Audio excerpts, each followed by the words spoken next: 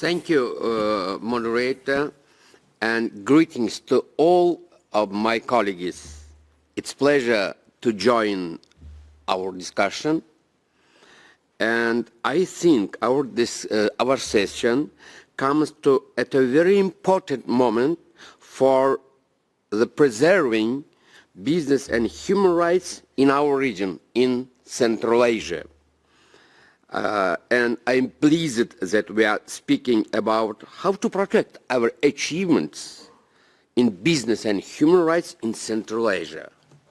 And I would see these problems on the eyes of the government, because I am not only a member of Committee of Human Rights, I am on the national level, I'm an MP, and at the same time, I am a director of the National Human Rights Center.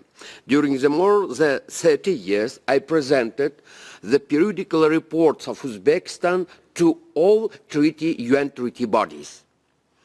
It's very short speak. I want answer in some, it's very concrete questions.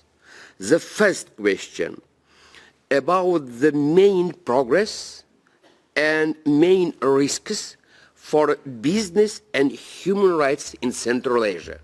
Because before me, our speakers explained the situation in Eastern and Western Europe.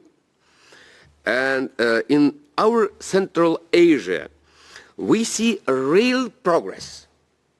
More countries talk about the business and human rights. Some have national action plans, and many companies now hear about human rights due diligence. But this progress is still fragile. Laws are not always enforced. Access to remedy is weak, and in some places civic space is shrinking. There is also pressure to simplify rules and cut social and environmental standards.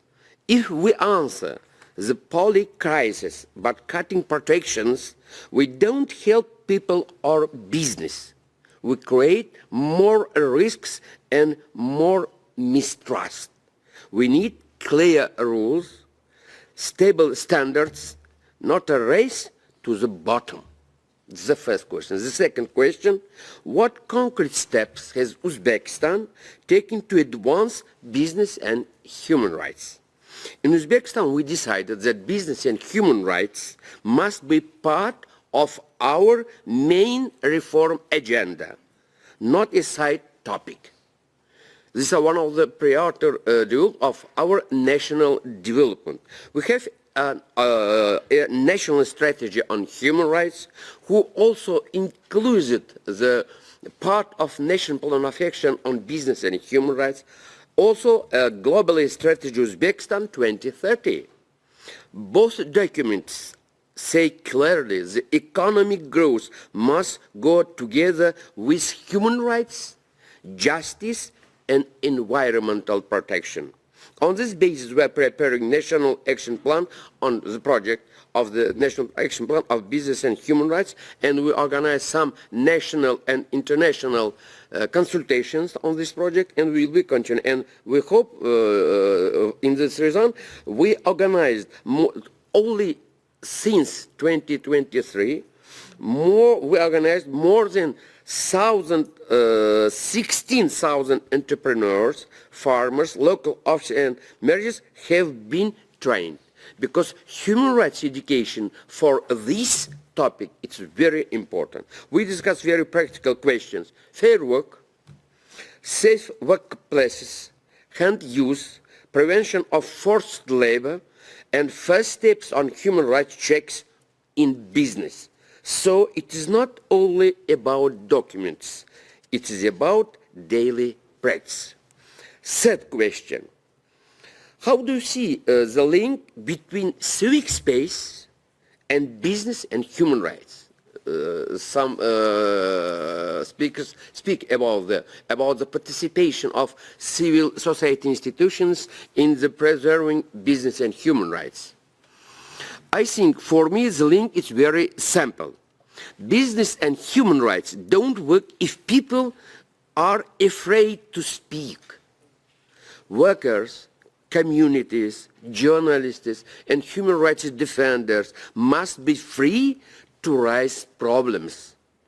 If they cannot do this, companies and authorities don't see the real risks and cannot correct them.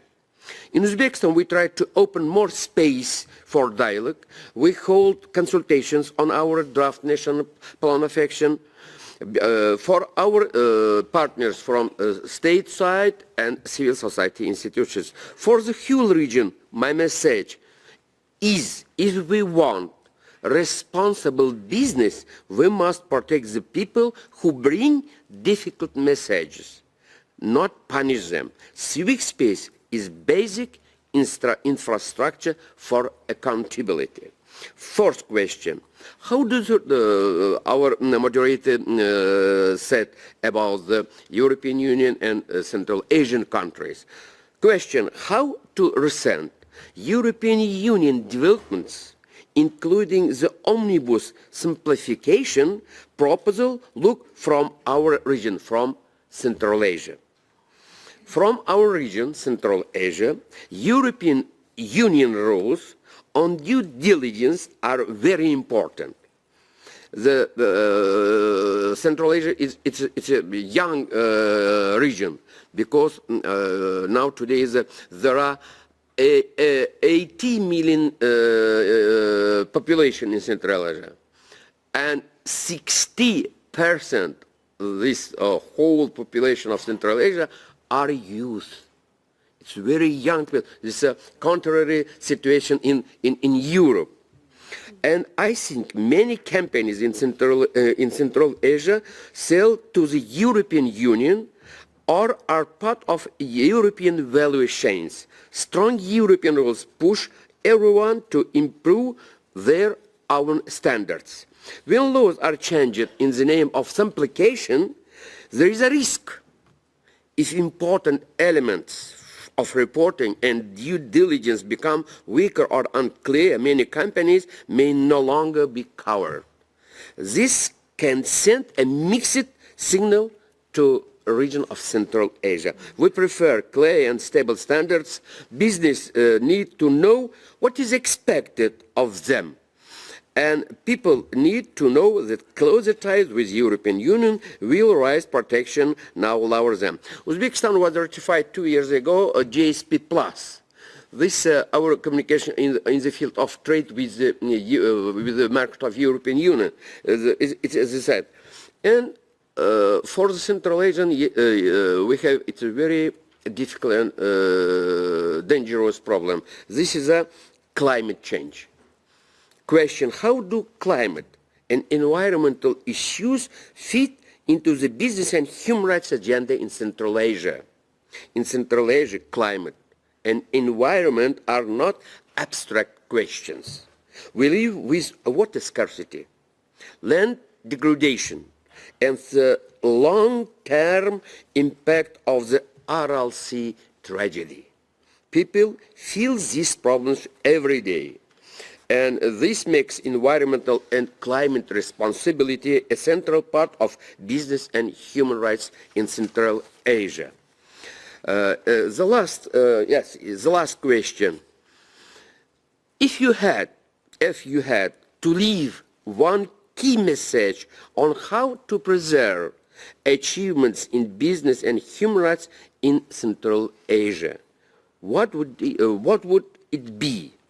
My key message: we have started and built good foundations for business and human rights in Central Asia. Now we must protect and strengthen them.